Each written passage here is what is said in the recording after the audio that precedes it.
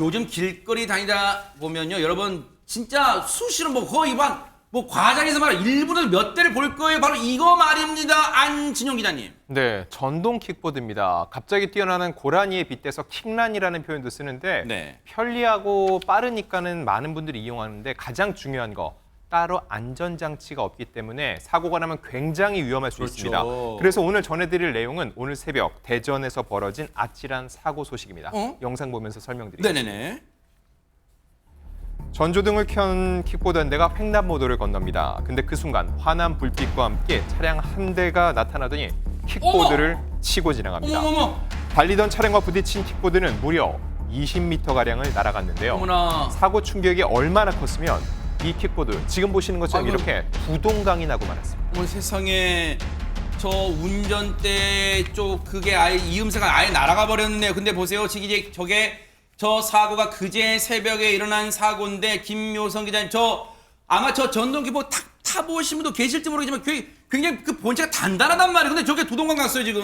네, 그렇습니다. 충격이 어마어마했던 것으로 보이는데요. 충돌 당시에 이 킥보드와 차량 모두 속도를 줄이지 못한 것으로 그렇게 추정이 됩니다. 어허. 특히 차량 같은 경우에는 반대 차선으로 넘어가서 갓길 가드레일까지 들이받을 정도의 그 어머나. 속도였었고요. 네. 당시 또 늦은 밤이었기 때문에 그때 신호는 황색 전멸등이었습니다. 아하. 그렇기 때문에 더욱더 안전에 주의를 기울이면서 주의도 살피고 했었어야 그렇죠. 되는데 제대로 지키지 않아서 사고가 났습니다. 네. 그렇다면 킥보드는 어땠을까?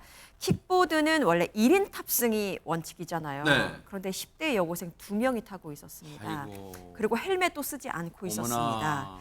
둘 다 크게 다쳤고요. 한 명은 한때 의식을 잃기도 할 정도로 아이고. 굉장히 크게 다쳤었는데 어떡해요. 다행히도 생명에는 지장이 없는 것으로 알려졌습니다. 아이고 천만다행이네요. 세상에 황색 전멸등은 빨리 가라는 게 절대 아니잖아요. 근데 속도를 정말 김묘성 기자 말씀처럼 줄였어야 되는데 근데 최진봉 교수님 예. 앞서 제목 보니까 무면허란 얘기가 있어요. 뭐예요 이게? 그렇습니다. 둘 다 양측 다 면허가 없었던 상태예요. 아. 그러니까 킥보드를 타려도 면허가 있어야 되거든요. 아하. 근데 면허 취득을 안 한 상태에서 10대가 2명이서 타고 있었고 어허. 이 운전했던 SUV 차량 운전했던 사람도 40대인데 이 사람은 면허가 취소된 상태였어요. 아하. 그러니까 둘 다 무면허. SUV 운전자도 그다음에 킥보드 운전자도 둘 다 무면허 상태였고요. 네. 그래서 SUV 차량 운전자 사고 당시 혹시나 약물이나 음주 상태인지 확인해 봤는데 둘 다 아니었습니다. 아하. 약물이나 음주 상태는 아니었지만 무면허 상태였는데 무면허된 이유를 봤더니 면허 갱신 기간 있잖아요. 네. 그때 보면 이제 적성 검사를 받아야 하는데 이걸 안 받아가지고 10년째 무면허로 운전을 하고 있었던 겁니다. 에휴 진짜 왜 그랬대요. 근데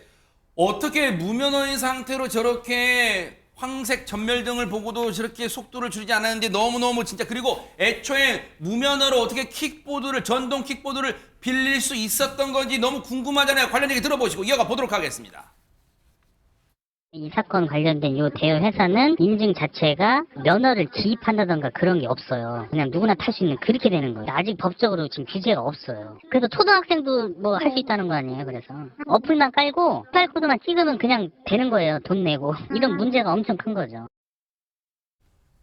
이거 듣고 보니까 엄청난 문제예요. 지금 성인인지 이 인증하는 유무 그리고 더 나아가서 운전면허가 있는지 인증하는 유무도 안 되고 그냥 그 QR코드로 어플만 깔고 요즘 초등학생들도 이른바 뭐가 있어요? 여러분 카드 엄마 아빠 카드 갖고 다니니까 그걸로 다 결제하면 되는 거 아니 그럼 저 업체는 무책임하게 이렇게 돈만 벌고 이런 식으로 초등학생도 대해준다는 얘기잖아요. 최명희 원장님. 맞습니다. 이제 업체 입장에서는 그냥 어떻게든지 매출을 올리고 싶은 생각밖에 현재는 없는 거죠.